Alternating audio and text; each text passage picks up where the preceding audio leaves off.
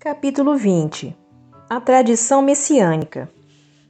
Era, pois, naqueles tempos, a esperança geral do mundo, o Messias. Uma secreta intuição, conta Emmanuel, iluminava o espírito divinatório das massas populares. Todos os povos o esperavam em seu seio acolhedor. Todos o queriam, localizando em seus caminhos sua expressão sublime e divinizada.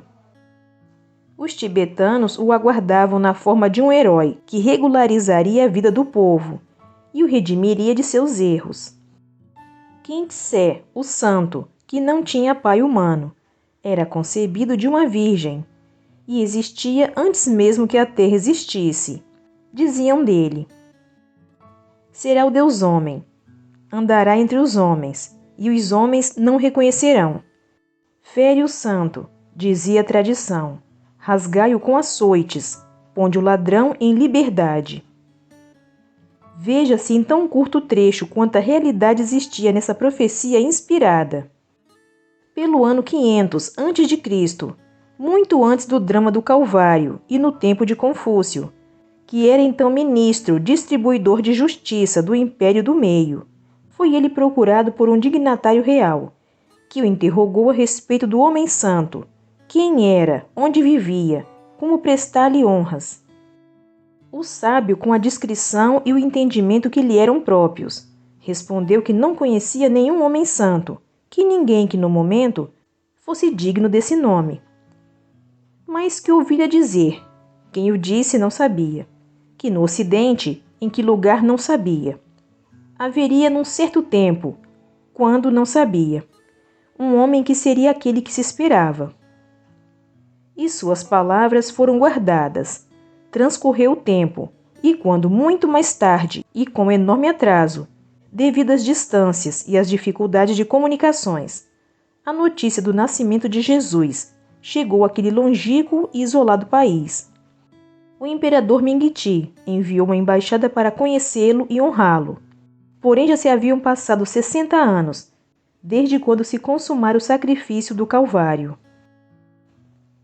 Na Índia, toda a literatura sagrada dos templos estava cheia de profecias a respeito da vinda do Messias.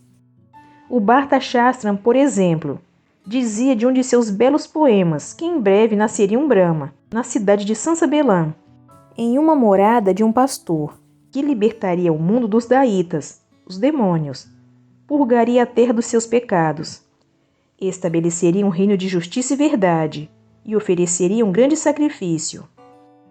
Nesse poema, além de outras notáveis concordâncias para a futura realidade dos fatos, destaca-se esta.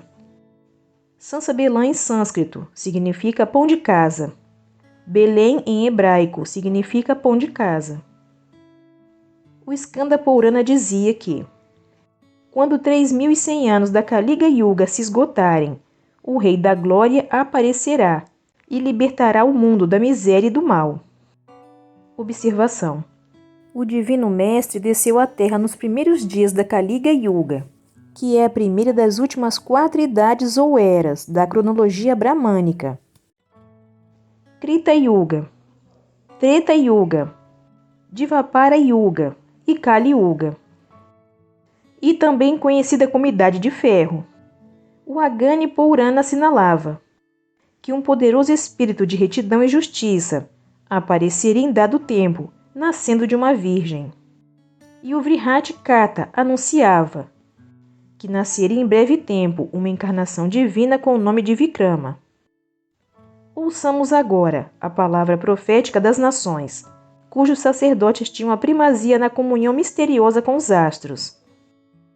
Na Pérsia, o primeiro Zoroastro, 3 milênios antes do divino nascimento, já o anunciava a seus discípulos dizendo: ó vós, meus filhos, que já estáis avisados do seu nascimento, antes de qualquer outro povo, assim que virdes a estrela, tomai-a por guia, e ela vos conduzirá ao lugar onde ele, o Redentor, nasceu. Adorai-o e ofertai-lhe presentes, porque ele é a palavra, o verbo que formou os céus. Na Caldeia, no tempo de Cambises, Zerdate, o sacerdote magno, anunciou a vinda do Redentor e a estrela que brilhava por ocasião do seu nascimento. No Egito, o país das portentosas construções iniciáticas, ele também era esperado desde muito tempo, e em sua honra os templos sacrificavam nos seus altares. Na grande pirâmide de Gizé estão gravada a profecia do seu nascimento em caracteres e hieroglíficos, para conhecimento da posteridade. O tebano Pamilou, quando certa vez visitava o templo de Amon, conta que ouviu vindo de suas profundezas uma voz misteriosa e imperativa a bradar-lhe: Tu que me ouvis, anuncia aos mortos o nascimento de Osíris, o grande rei, salvador do mundo. E quanto à Grécia, lá está ele, o Messias, simbolizado no Prometeu de Ésquilo, uma das mais poderosas criações do intelecto humano. E dele disse Platão, o iluminado, virtuoso até a morte. Ele passará por injusto e perverso, e como tal será flagelado, atormentado e por fim posto na cruz.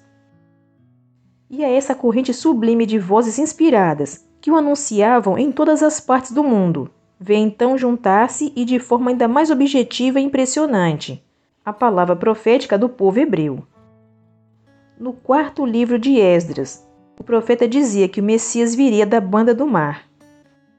Jó, sob o tormento de suas provas, realmente dignificadoras, dizia: Eu sei que o meu Redentor virá e estarei de pé, no derradeiro dia sobre o pó. Isaías, eis que uma virgem conceberá e gerará um filho, e chamará seu nome Emmanuel.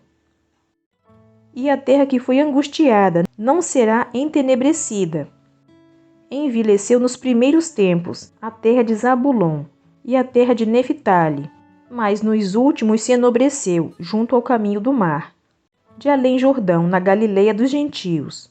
E o povo que andava nas trevas viu uma grande luz, e sobre os que habitavam a terra de sombras e de morte resplandeceu uma luz.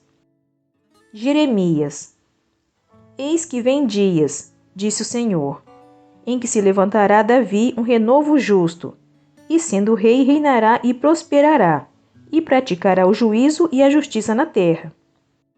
Nos seus dias, Judá será salvo, e Israel habitará seguro, e este será o seu nome com que o nomearão, o Senhor Justiça Nossa.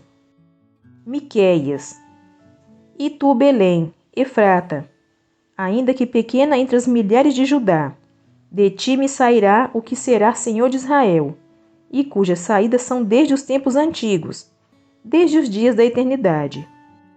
Observação: isto quer dizer o Cristo planetário que desce do plano espiritual periodicamente, para viver entre os homens.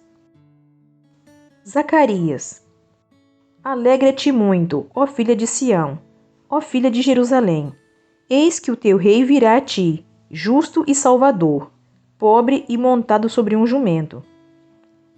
Ele falará às nações, e o seu domínio se estenderá de um mar a outro mar, e desde o rio até as extremidades da terra. Davi, o ancestral.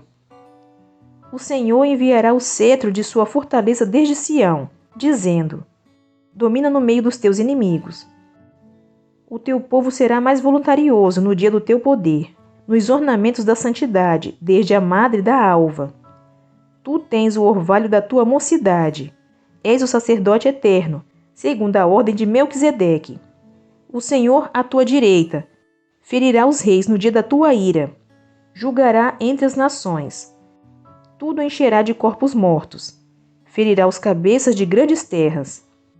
E em seguida haverá um justo que domine sobre os homens, e será como a luz da manhã, quando sai o sol, manhã sem nuvens, quando pelo seu resplendor e pela chuva a erva brota da terra. Ele descerá como a chuva sobre a erva ceifada. Aqueles que habitam no deserto se inclinarão ante ele, e todos os reis se prostrarão, e todas as nações o servirão, porque ele livrará ao necessitado quando clamar, como também ao aflito, e ao que não tem quem ajude. E salvará as almas dos necessitados, libertará as suas almas do engano e da violência. O seu nome permanecerá eternamente, e irá propagando de pais a filhos, enquanto o sol durar, e os homens serão abençoados por ele, e todas as nações o chamarão bem-aventurado. Daniel.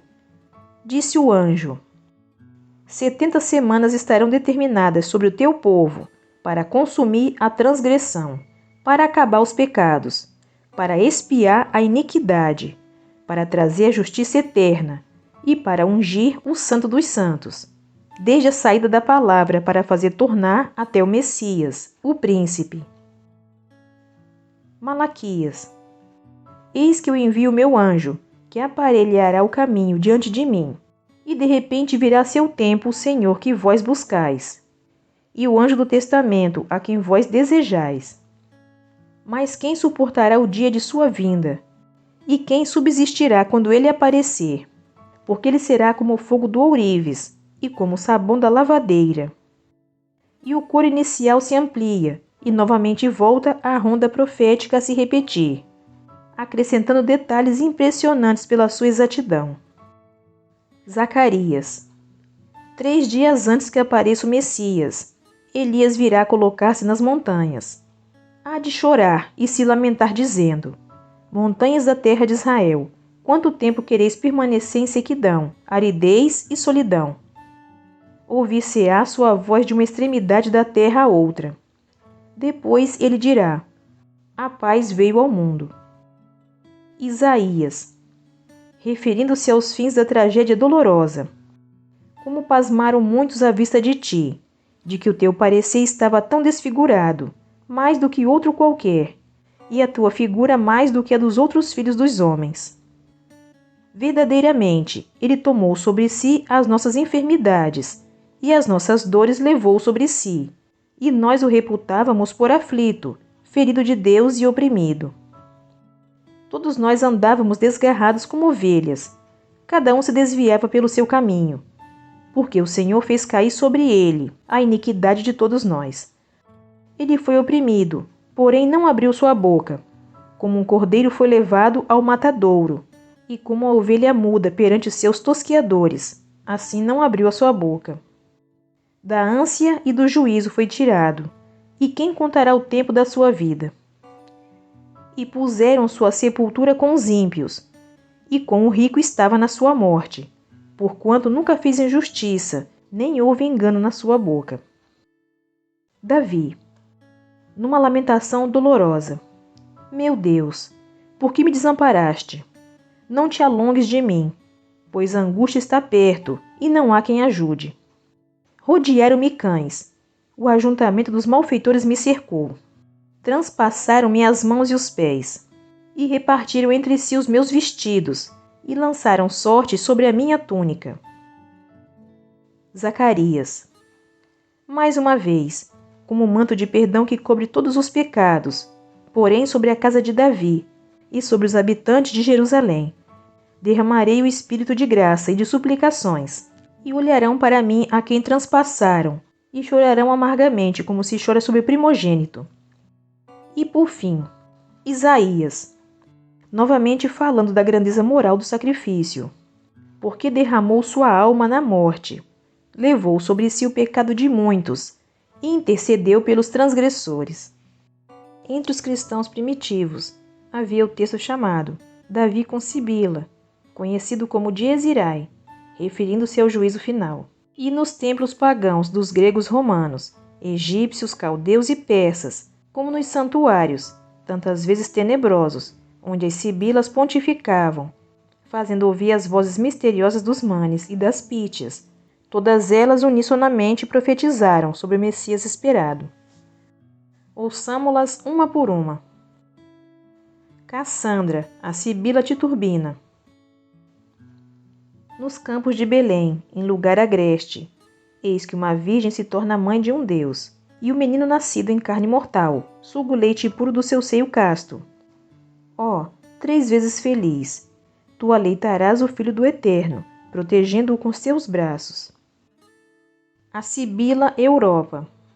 Sob um pequeno alpendre, aberto e inabitado, o Rei dos Reis nasce pobremente. Ele que tem o poder de dispor de todos os bens. Vejam, sobre o feno seu corpo descansa. Os mortos, do inferno piedoso tirará. Depois, triunfante em glória, subirá aos céus. A Sibila Helespôntica, que viveu por volta de 560 a.C. Os povos não sofrerão mais como no passado. Verão em abundância as colheitas de Ceres. Uma santa jovem, sendo mãe virgem, conceberá um filho de poder imortal. Ele será Deus da paz e o mundo perdido será salvo por ele. A Sibila Egípcia. O Verbo se fez carne sem poluição. De uma virgem ele toma seu corpo. Exprobará o vício, e a alma depravada ante ele cobrirá a face. Aqueles que ante ele se arrependerem terão socorro e graça na hora do sofrimento. A Malteia, Sibila Cumana. Deus, para nos resgatar, toma a humana vestidura. Mais do que a nossa salvação, nada lhe é mais caro. A paz à sua vinda descerá à terra. A tranquilidade florirá. E o universo sem guerra não será mais de perturbações agitado. A idade de ouro retomará seu brilho. Ciméria, Sibila de Cumes, sacerdotisa de Apolo. Num século surgirá o dia em que o Rei dos Reis habitará conosco. 3 reis do Oriente, guiados pela luz de um astro rutilante que ilumina a jornada, virão adorá-lo e, humildes, prosternados, lhe oferecerão ouro, incenso e mirra. Prisca, Sibila Eritreia. Vejo o Filho de Deus, vindo do Olimpo, entre os braços de uma virgem hebreia, que lhe oferece o seio puro. Em sua vida viril, entre penas cruéis, sofrerá por aqueles que o fizerem nascer, mostrando que como um pai se afligiu por eles. A Sibila Líbica, filha de Nonúlio. Um rei do povo hebreu será o Redentor, bom, justo e inocente. Pelo homem pecador padecerá muito. Com olhar arrogante os escribas o acusarão, de se dar como filho de Deus. Ao povo ele ensinará, anunciando-lhe a salvação. Sambeta, Sibila Pérsica, filha de Berose. Do Filho do Eterno, uma virgem será mãe. Seu nascimento trará ao mundo a vida e a salvação. Com grande modéstia, conquanto rei, montado sobre um asno, e ele fará sua entrada em Solimea, onde, injuriado e condenado pelos maus, sofrerá a morte. Jerusalém. Dáfne, a Sibila Délfica. Depois que alguns anos passarem, o Deus de uma virgem nascido, aos homens aflitos fará luzir a esperança da redenção. Conquanto tudo possa, e quão alto está o seu trono, ele sofrerá a morte, para da morte resgatar seus povos. Fito, Sibila Samiense. Eis que os santos decretos se cumprem. Entre os dias mais claros, este é de uma bela claridade que tudo ilumina. As trevas se vão. Deus, seu Filho nos manda para abrir nossos olhos. Eia, vede o imortal que de espinhos se cobre e por nós se entrega à morte. De todas as sibilas celebradas pela tradição ou pela história que volveram naqueles recuados tempos, como instrumentos das revelações do plano espiritual, da Pérsia ao Egito e à Grécia, poucas foram as que deixaram de referir-se ao advento do Messias esperado. Eis quais foram: Lampúcia, a Colofoniense, descendente de Cauchas, que combateu com os gregos em Troia. Cassandra, filha de Príamo, a Sibila Epirótica, filha de Tresprótia. Manto, filha de Tirésias, célebre vidente de Tebas e Beócia, cantada por Homero. Carmenta, mãe de Evandro. Elissa, a Sibila Lésbica, citada por Pausânias, que se dizia filha da ninfa Lâmia. Ártemis, filha de Apolo, que viveu em Delfos. Hierofila, Sibila Cumana, que se avistou nos primeiros dias de Roma com Tarquínio Soberbo. E como poderiam essas mulheres inspiradas fechar os olhos à luz radiante que descia dos céus? Essas profecias foram rigorosamente cumpridas. o que demonstra o sublime encadeamento dos eventos da vida espiritual planetária, como também prova o quanto eram iluminados pela verdade os instrumentos humanos que as proferiram. E o próprio Mestre, nos inesquecíveis dias da sua exemplificação evangélica, não disse que não vinha destruir a lei, mas cumpri-la? E quantas vezes não advertiu que era necessário que assim procedesse, para que as Escrituras se cumprissem? Portanto, nas tradições que cultuamos, a verdade se contém indestrutível e do passado se projeta no futuro como uma luz forte que ilumina todo o caminho da nossa marcha evolutiva. E, por fim, a Sibila a Neira da Frígia. O filho excelso do Pai poderoso, tendo sofrido a morte, abate-se, frio, inerte, sobre o colo débil de sua mãe. Vendo-lhe o corpo dessangrado, ela sofre profundo golpe. Ei-lo, está morto. Sem ele nós morreríamos em nossos próprios pecados. Continua no próximo vídeo. Obrigada pela sua companhia. Fique com Deus e até o próximo vídeo.